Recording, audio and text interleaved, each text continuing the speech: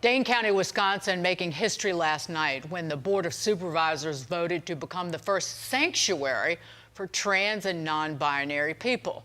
The resolution says if the state passes laws against puberty blockers and the like, the county sheriff would look the other way.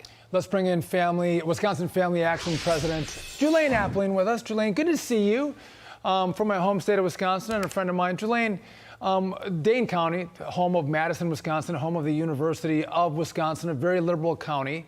What has the response been from the rest of the state of Dane County passing this resolution to turn a blind eye to state laws, if passed, to push back on kids being transitioned with very dangerous drugs?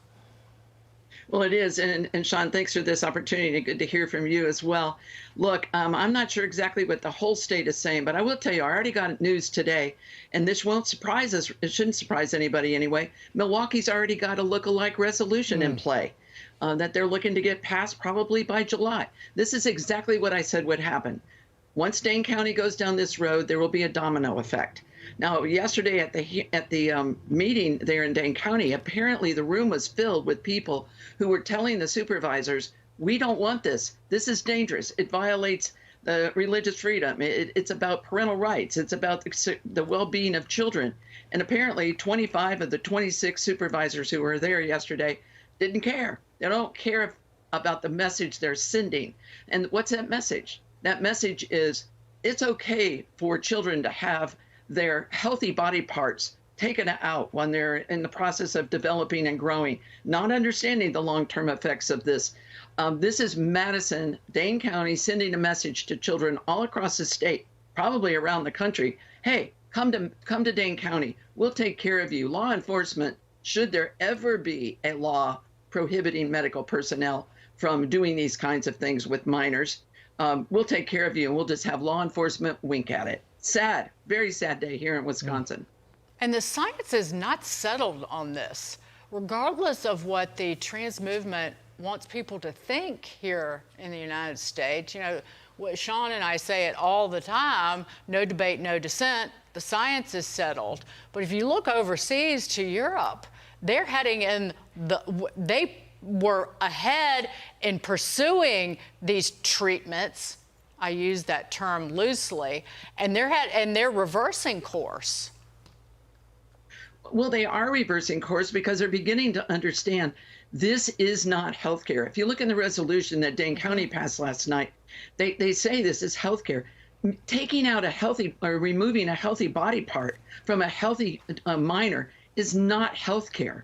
It is a procedure that people think will somehow make the emotional trauma that these young people are going through go away. It doesn't make it go away. Europe and England in particular, I think is what you're referring to there. They're the ones that are understanding, hey, these young people, these children don't understand the long-term effects. They don't know that they're now infertile, that they'll never be able to nurse a baby, that even have a baby, that you can't undo what the puberty blockers and the cross-sex hormones and certainly the surgeries will do. And America, you know, we need to wake up to the reality. Isn't it fascinating that they want science when they want it, and they want to completely reject science when it doesn't go in their favor? Well, can't have it both ways. You can't have it both ways, but that's the way they want it, Julaine. I want to go to this, though, because we're approaching the one-year anniversary of the Supreme Court decision that overturned Roe v. Wade. Now, pro-choice extremists have attacked pro-life clinics in 24 states since then. Is the FBI and the DOJ, do you think, doing enough to get these crooks and put them in jail, or are they turning a blind eye to these radicals attacking pro-lifers and pregnancy centers? Well, I think to a large degree, Sean, they're turning a blind eye. But I'm about to tell you, remember, on Mother's Day a year ago, it was our organization that was the first one attacked. We had 2 Molotov cocktails tossed through our windows there in Madison and burned up my office. And unfortunately, they've got somebody arrested. But the sad part about this is we're one arrest out of all these hundreds of attacks. No, I don't think FBI and ATF and the other law enforcement agencies are pursuing this. This isn't justice. This is justice turning a blind eye to criminal activity that needs to be taken care of. The gentleman before that I heard on your segment before talked about people being afraid to take care of criminal activity. That's where we are right now. Julian Appling, one of the hardest fighters for little babies in the womb and for common sense policies for our kids in regard to this transgender issue. Wisconsin's lucky to have you, Julian, and thanks for joining us on The Bottom Line. Thank you to both of you. Appreciate it. God bless.